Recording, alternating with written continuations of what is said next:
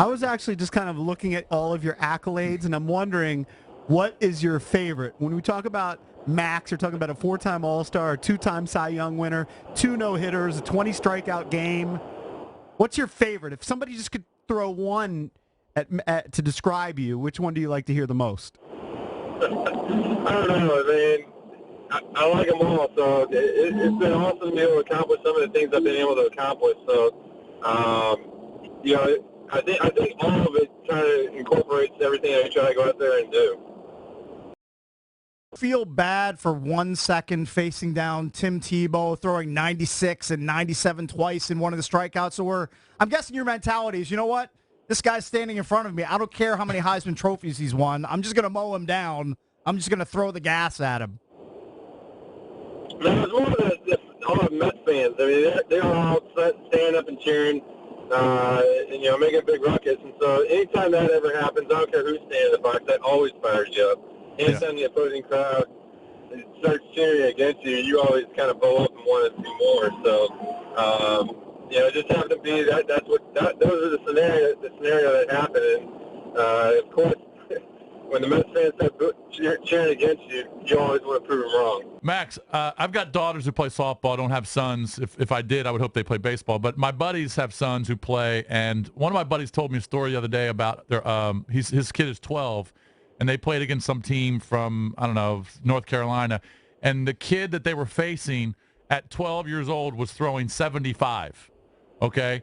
So I thought that was crazy. I thought that was just a crazy number that a 12-year-old was throwing 75. When Max Scherzer was 12 years old, how good was he growing up in Missouri? And then what was he throwing at age 12? Ooh, good question. Is that 7th grade? 7, yeah. Probably, yeah. Yeah, 7th grade. It's called 7th. Yeah, that's about right. Yeah, I'd say about when you're 7th grade, you could throw 75, and in 8th grade you could throw 80. So. And then as a freshman, you might be able to throw 85, and then as a sophomore, you can throw 90. So, yeah. Well, you're saying you. I played high school baseball. I never got over 70. That's not the normal You can't say a 12-year-old. Collective you. You can say I could throw that. Yeah. Right, yeah. Other players, other guys across the league, guys in Little League that, there were some guys at 7th grade throwing 75, and then, a 5-mile-an-hour bump every single year, so that's a high-end velocity. Very high. Was there anybody going back to when you were in Little League? So prior to 7th grade, when you're first playing in your pitching, was there anybody you remember from your youth that had your number? Had my number? Oh man, there were so many guys from Parkway West that could just absolutely rake against me. Lucas May, Trevor Helms, they absolutely owned me. Plenty of kids back when I was a 7th, 8th grader, and even in high school, raked against me. All right, we're talking to Max Scherzer. Opening day, of course, is Monday against the Marlins. Strassi will be the opening day starter because Max had the knuckle issue, but he's been pitching great in the spring. We've been talking about this season here the last few days. The biggest question mark for me, actually, there's two, is Strassi's health. And then the closer situation. So talk about those situations. Do you have faith that Strassi can pitch the entire year? How's he look? And then what about Coda Glover coming out of the gate as the opening day closer? Strassi, he's obviously wanting to have a full slate. He doesn't want to go. He hates it as much as anybody. So he's working hard. And he's looked great in spring. So.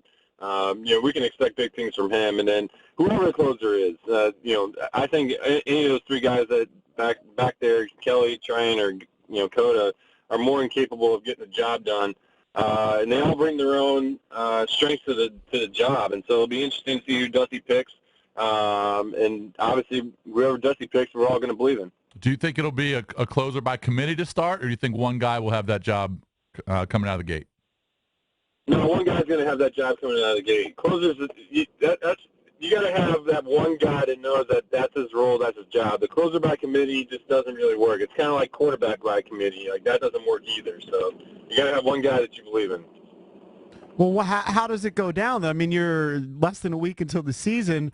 Will Dusty announce it to the team, or just opening day, let's say Strauss goes 7 strong, then you've got another reliever there in the 8th, and then boom, Oh, there's our closer.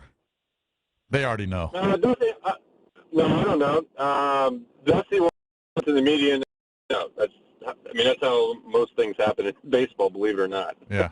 Lineup's going to be great. I think with Adam Eaton coming over, obviously, Trey had a great year last year. So those two guys, Eaton and Trey at the top, are going to cause a lot of problems, I think. Yeah, honestly, I think, seeing Trey this spring, he's back at it. He's going to continue to be a great ball player. And then obviously having Eaton, he's a smart player. Having faced him, for a handful of years, he's a tough out. So he adds length to that lineup and adds a different dynamic. And, you're talking about guys up the middle. Our up the middle is pretty good. Having Wieters behind the plate, Murphy and Trey, and then obviously Eaton. So anytime you talk about your core guys, the most important positions, being some of your strengths, that's always a good thing.